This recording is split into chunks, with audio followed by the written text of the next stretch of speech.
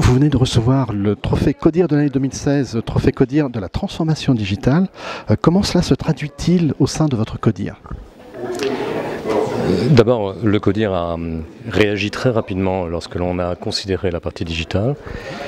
On a fait une évaluation qui a été tout à fait partagée, que l'impact était triple, un impact sur les résultats assez immédiat, avec des investissements qui ont des paybacks très courts. Un deuxième impact sur la culture de l'entreprise. Je pense que la transformation digitale contribue à améliorer l'agilité de l'entreprise parce qu'il y a accélération des technologies, que tout ça fait que le changement prend une forme, une dimension différente. Et enfin, le troisième élément qui est très important concerne l'environnement. Grâce au digital, nous consommons moins de matière, significativement moins de matière, nous voyageons moins, nous consommons moins de papier.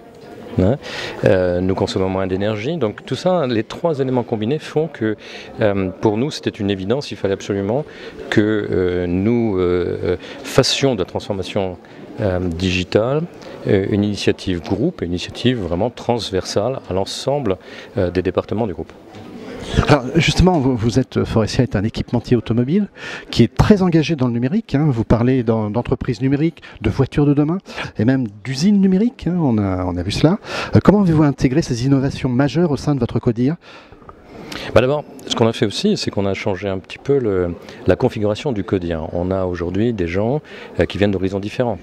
Des gens qui viennent de la nouvelle économie, de l'électronique, et des gens plus jeunes aussi, et qui nous apportent donc une vision un peu différente de celle que nous avions préalablement.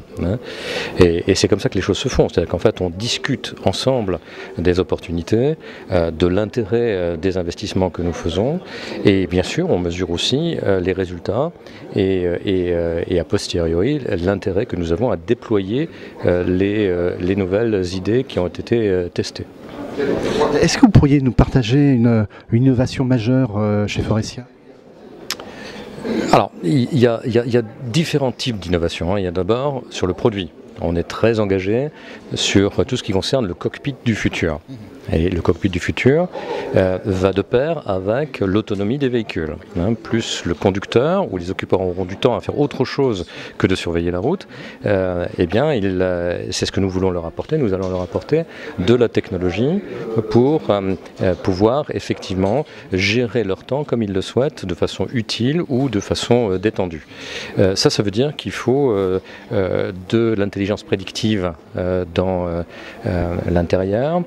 Il faut des surfaces intelligentes, il faut de la connectivité, donc tout ça, tous ces éléments font partie de l'offre produit et des développements de Faurecia. Ensuite, vous avez toute la partie fabrication, et donc il y a des investissements importants sur la connectivité des équipements, des machines.